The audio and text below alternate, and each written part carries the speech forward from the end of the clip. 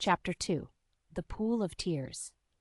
"Curiouser and curiouser," cried Alice. She was so much surprised that for the moment she quite forgot how to speak good English.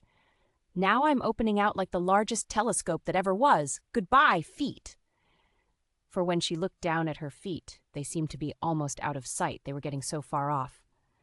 "Oh, my poor little feet. I wonder who will put on your shoes and stockings for you now, dears?" "I'm sure I shan't be able."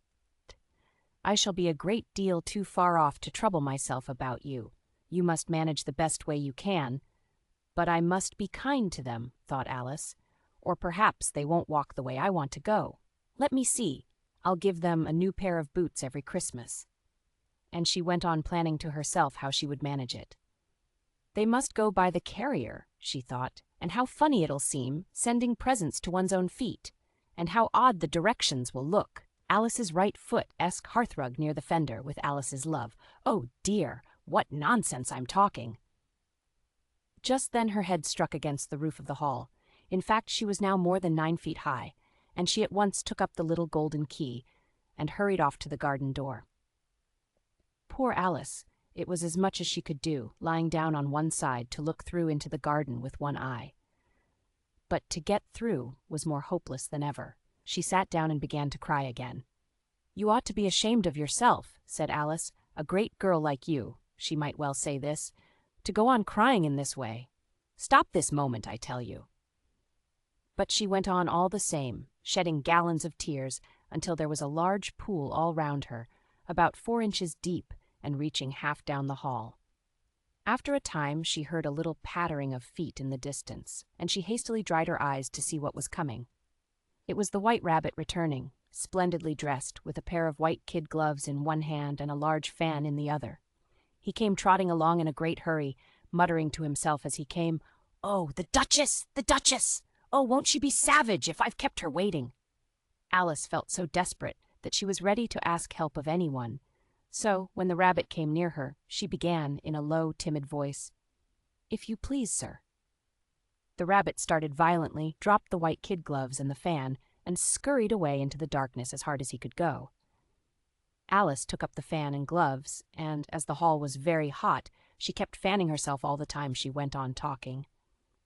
"Dear, dear, how queer everything is today, and yesterday things went on just as usual. I wonder if I've been changed in the night? Let me think, was I the same when I got up this morning? I almost think I can remember feeling a little different. But if I'm not the same, the next question is, who in the world am I? Ah, that's the great puzzle."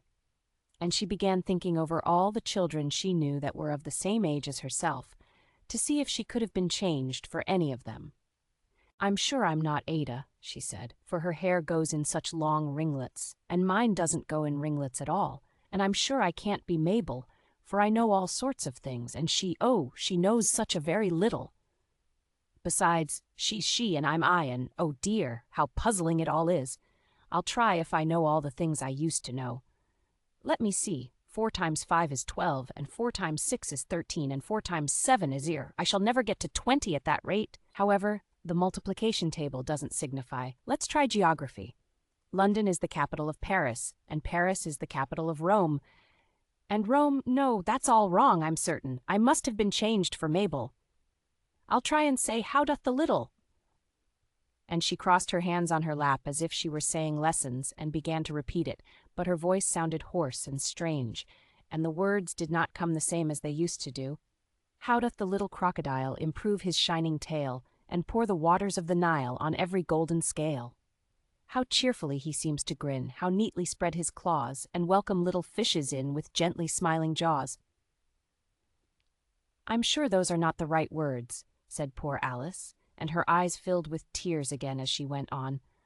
"I must be Mabel after all, and I shall have to go and live in that poky little house and have next to no toys to play with, and oh, ever so many lessons to learn.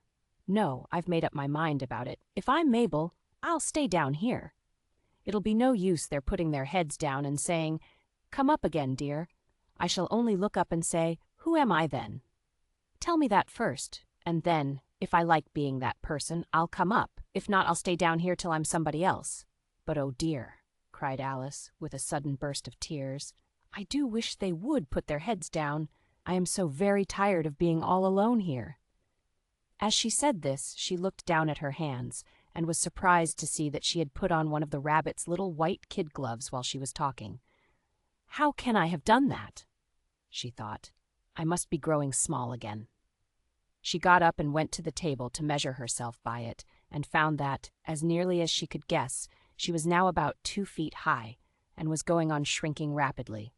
She soon found out that the cause of this was the fan she was holding, and she dropped it hastily, just in time to avoid shrinking away altogether. "That was a narrow escape," said Alice, a good deal frightened at the sudden change, but very glad to find herself still in existence. "And now for the garden," and she ran with all speed back to the little door. But, alas, the little door was shut again, and the little golden key was lying on the glass table as before. "And things are worse than ever," thought the poor child, "for I never was so small as this before, never, and I declare it's too bad, that it is." As she said these words her foot slipped, and in another moment, splash, she was up to her chin in salt water. Her first idea was that she had somehow fallen into the sea, and in that case I can go back by railway, she said to herself. Alice had been to the seaside once in her life, and had come to the general conclusion that wherever you go to on the English coast you find a number of bathing machines in the sea, some children digging in the sand with wooden spades, then a row of lodging-houses, and behind them a railway station. However, she soon made out that she was in the pool of tears which she had wept when she was 9 feet high.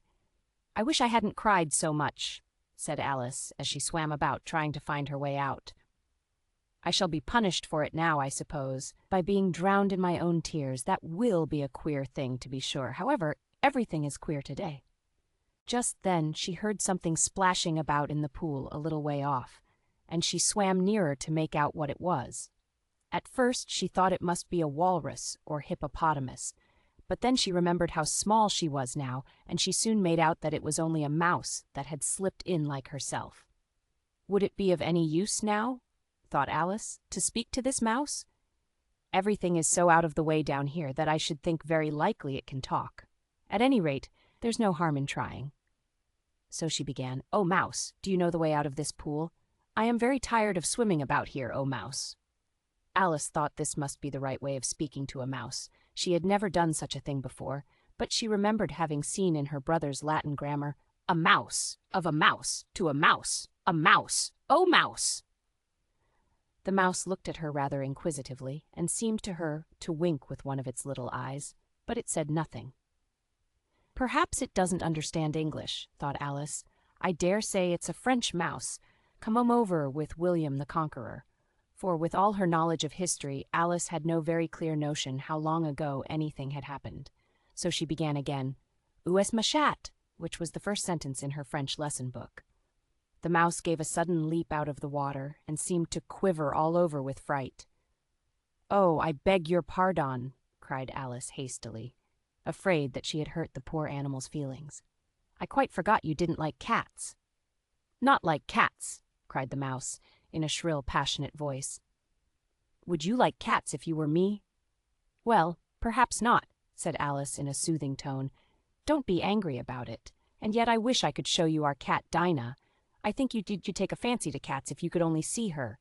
She is such a dear, quiet thing," Alice went on half to herself as she swam lazily about in the pool, "and she sits purring so nicely by the fire, licking her paws and washing her face. And she is such a nice, soft thing to nurse, and she's such a capital one for catching mice."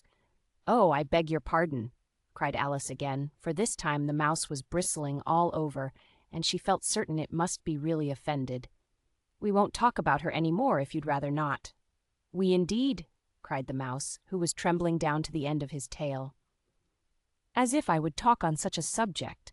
Our family always hated cats, nasty, low, vulgar things. Don't let me hear the name again." "I won't indeed," said Alice in a great hurry to change the subject of conversation. Are you fond of dogs?" The mouse did not answer, so Alice went on eagerly. "There is such a nice little dog near our house. I should like to show you. A little bright-eyed terrier, you know, with such long curly brown hair, and it'll fetch things when you throw them, and it'll sit up and beg for its dinner, and all sorts of things. I can't remember half of them, and it belongs to a farmer, you know, and he says it's so useful, it's worth £100. He says it kills all the rats and— Oh, dear, cried Alice in a sorrowful tone. I'm afraid I've offended it again. For the mouse was swimming away from her as hard as it could go and making quite a commotion in the pool as it went. So she called softly after it, "Mouse dear, do come back again, and we won't talk about cats or dogs either if you don't like them." When the mouse heard this, it turned round and swam slowly back to her. Its face was quite pale, with passion, Alice thought, and it said in a low, trembling voice, "Let us get to the shore, and then I'll tell you my history, and you'll understand why it is I hate cats and dogs." It was high time to go, for the pool was getting quite crowded with the birds and animals that had fallen into it. There were a duck and a dodo, a lory and an eaglet, and several other curious creatures. Alice led the way, and the whole party swam to the shore.